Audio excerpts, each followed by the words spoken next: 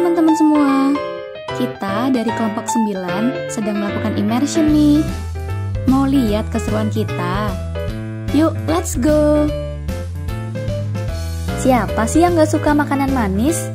Apalagi makan manis sambil liatin kita yang lebih manis. Emang paling cocok nih kalau ngomongin makanan manis, kita itu ngomongin Bunacha, sebuah toko donat yang donatnya lucu-lucu dan gak bikin seret. Sebelumnya, yuk kenalan dulu sama anggota kelompok kami. Yang pertama ada Iko Dian Wiratama, biasa dipanggil Iko. Yang kedua ada Anindita Windianingrum, biasa dipanggil Anin. Kemudian ada ketua kita, Ataya Fadila, biasa dipanggil Ataya. Yang terakhir ada Kurnia Indah Putri Emzar, biasa dipanggil Putri. Bunacha adalah sebuah toko donat yang beralamatkan di Gang Jembatan Merah, Yogyakarta. Pertama-tama, yuk kita kenalan dulu sama owner Bunacha. Oke, perkenalkan nama saya Hansam, tapi anak-anak biasa manggil saya dengan sebutan Babe.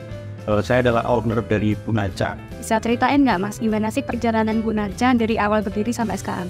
Oke, jadi Bunacha ini sebenarnya bulan Juli itu masuk ke bulan ketiga.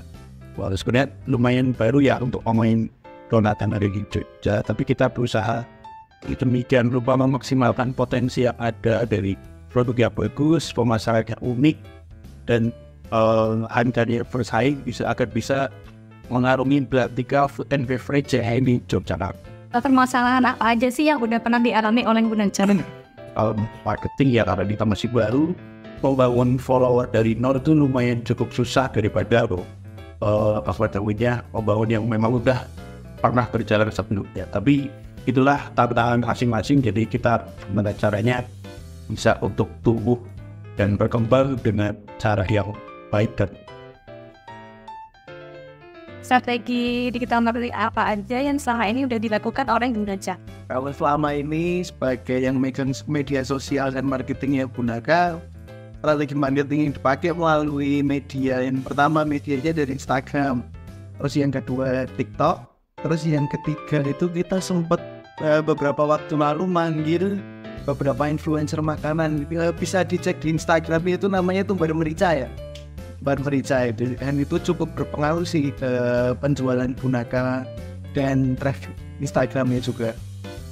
Gimana sih gambaran industri makanan manis di Indonesia? Mayoritas warga Indonesia menyukai makanan dan minuman manis. Hal ini terlihat dari survei dari Kementerian Kesehatan dalam survei kesehatan dasar pada tahun 2018. Dalam survei tersebut, dapat dilihat bahwa masyarakat Indonesia sekitar 40% dari responden mau makan makanan manis itu lebih dari 1 kali sehari. Sedangkan dalam seminggu, masyarakat Indonesia makan makanan manis antara 1 sampai 6 kali sehari. Hal tersebut merupakan peluang yang manis bagi para pelaku industri untuk ditangkap oleh mereka. Lalu, apa langkah pertama yang kita lakukan? Kami melakukan beberapa riset. Salah satunya adalah agar kita mengetahui permasalahan apa yang sedang dialami oleh Bunacha. Temuan kami menunjukkan bahwa Bunacha mengalami low awareness atau kesadaran konsumen terhadap produk Bunacha masih sangat rendah. Kedua, persaingan industri dessert ternyata tidak semanis itu. Bunacha memiliki banyak sekali kompetitor di Yogyakarta, sehingga perlu adanya strategi positioning yang jelas. Lalu, apa luaran dari mini survei tersebut? Kelompok kami melakukan mini riset dengan survei di lingkungan MBA UGM dengan 42 responden, dan kami menemukan hasil bahwa donat menjadi dessert favorit. Nah, kemudian salah satu penentu faktor utama dalam pembelian dessert yaitu adalah rasa.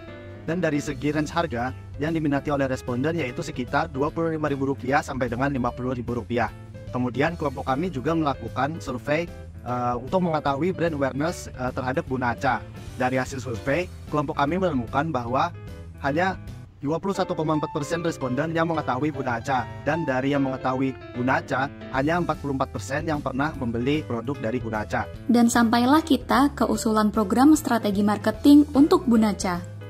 Dari penjabaran yang sudah dilakukan oleh teman-teman saya tadi, maka dari itu, pada program Immersion kali ini, kami mencoba untuk membantu Bunaca dengan merancang 3 program utama.